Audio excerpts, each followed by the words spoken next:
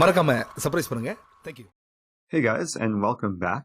So this next game I'm really excited to show because it shows how a Super Grandmaster can go down pretty hard against a London. And this game features some really nice opening preparation. Playing white is Boris Grachev, who we've already seen many games from already in this course. And playing black is none other than the former World Championship challenger, Boris Gelfand, rated over 2,700, very strong player. And Gelfand is pretty known for being well prepared, being a very strong scholar of the game, but in this game he was basically outsmarted in the opening, ran into some line which probably was backed up with some nice computer preparation. So let's get into it. What started out as a very normal London soon turned into a really crazy tactical battle. We have this move order with Queen b6. Now, I want to point out in this position, this is similar to what we've seen before, but not quite identical.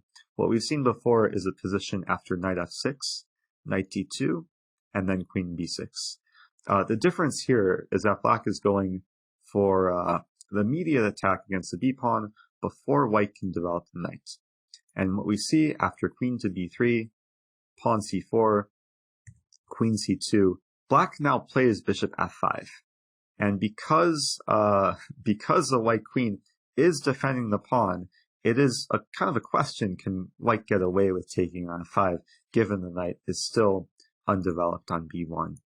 And this is a tactical moment that I gave to the viewers if you've attempted to solve the tactics so far. This is probably one of the more difficult exercises because it relies on a lot of computer preparation. And really the choice for white here is, do you take on f5 or do you play some safe move like queen c1?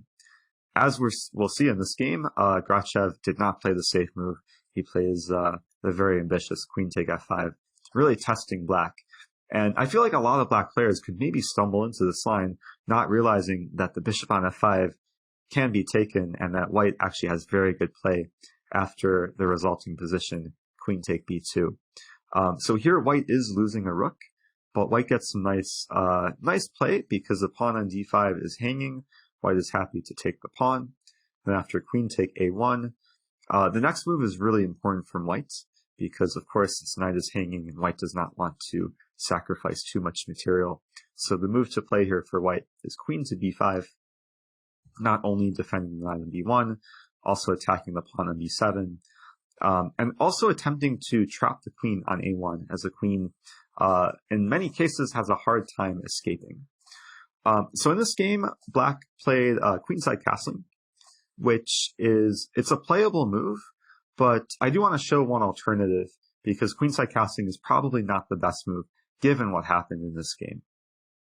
Probably the best try for black is to play this move a6, which at first looks a bit strange because it is encouraging white to take on b7, which white can do. But then black has an interesting idea, knight to d8. And the point is that the queen's attacked and it's tied down to defending b1, so white can't get away with taking the rook because of queen take b1, and black would at least have chances to come back in this position. Probably at least a draw, because after king e2, there would be some sort of perpetual check, like queen to d3. So going back here to this moment, the best move after knight d8 is to bring the queen back to e4. Supporting the knight on b1 still, and white is down the exchange here, but we'll see white gets some nice compensation for it. The line can continue. Let's imagine black plays queen b2. White is happy to capture the pawn on c4. And now there is this move, queen c1 check, which looks scary, but really for white there's nothing to be afraid of after king e2. Black's pieces are just ridiculous, kind of scattered. I mean, the queen is away from the rest of its army. Meanwhile, the rest of the black pieces are just on the back rank. The rook on a8 is attacked, and white is doing very well here, despite having to play king e2 so early in the game.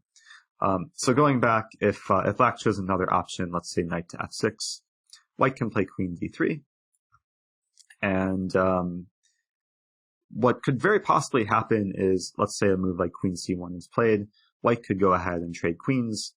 And this is just, I'm showing this because it's part of my own opening repertoire. This is a line that I've studied, and this is somewhat of an expected position where white is still down the exchange, but has very good play for it, has 2 pawns for it, not to mention the bishop pair, and some long-term potential of perhaps dropping the bishop back and pushing past c-pawn, and of course also completing development. I would certainly prefer white in this position. So going back to what happened in the game, queenside castling looks like a very decent move, just defending the b-pawn, getting the rook towards the center. Unfortunately for black, it runs into problems after the very simple bishop takes c4. White has a very direct plan here. White simply wants to play knight f3 or knight e2, and then castle, and then eventually win the queen on a1, which currently has no escape. Especially after bishop take c4 does defend the pawn on a2. So black had to play a bit quickly here. Black played this move, pawn e5, which looks like a good attempt to perhaps try and open the center, perhaps create some scenario where the queen could be rescued on a1. But now we see another brilliant move from Boris Grachev. Instead of moving the bishop from f4 or taking the pawn on e5, he just continues with his initial plan, just knight e2, ignoring the bishop, knowing that he's going to eventually trap the queen. And I do want to point out, if you ever look up this position in the database, this position has occurred in 5 games in master level play. White winning, looks like white has won about 80% of the games. So it's a position to go for if you're white. And the computer definitely supports white's advantage here, giving about +2 for white. As after what happened in the game, e take f4, castling, trade happened on e3. The queen is pretty hopeless on a1. And just to show how white wins the queen after knight d2, the queen is officially trapped, had to sacrifice itself for the rook, and now white just has a substantial advantage. Now black does have some material for the queen, does have actually 2 rooks for the queen, but white's position is just so good as black's pieces are not yet coordinated, and white can soon create some very active play against black's setup. As we'll see, after bishop d6, pawn e4, just expanding in the center, going for pawn e5 with some fork potential. Gelfand retreated the bishop. And now a nice move from white. White would like to play e5, but the problem or potential problem could be after knight g4. The knight could cause some annoyances in white's position, so Grachev played the very simple pawn h3, just restricting the knight, being patient, as white is just going for full domination. Going forward here, knight d7, knight f3, some improving moves, and now bishop e6, pinning the knight to d7, perhaps considering some eventual d5, as we'll see very soon. After king d8, trade on d7 occurred, and now d5, opening a square on d4 for a white knight. After bishop to b6, knight e d4. I should mention there is kind of an interesting trap here. Though maybe it's not a trap. After rook, or after pawn takes c6, rook d1, looks like it's almost mate, but white could be defending with knight to e1, so white would be winning in this position as well. I guess white opted for knight e d4, realizing that there is a pin against the knight on c6, as it is defending the rook on d7, and white's now just winning material. It was a pretty simple conversion. After knight take d4, queen take d7, knight c2. Black was going for some last hope of a miracle, but wasn't happening in this game. White just took all the pawns, pushes the d-pawn, and I am surprised that Gelfand played on so long. But I mean, you have to fight on if you're a super GM. But after pawn e6, there is no more fight. These pawns just racing down the board, and Gelfand finally resigned in this position. So I thought this was a really cool game. Showed some nice opening preparation.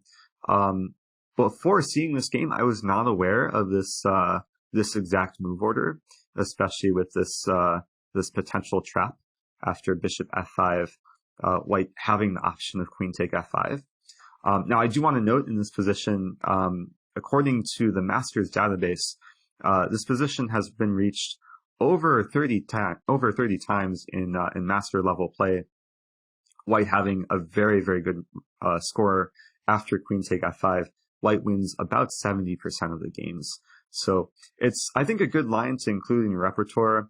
And I think it's important to kind of understand the tactics in this position, realizing that even when black picks up the rook on a1, it's not enough for black to get the advantage, and white is the one pushing for a win in all of these lines. So hope you guys enjoyed that, and I will see you in the next lesson.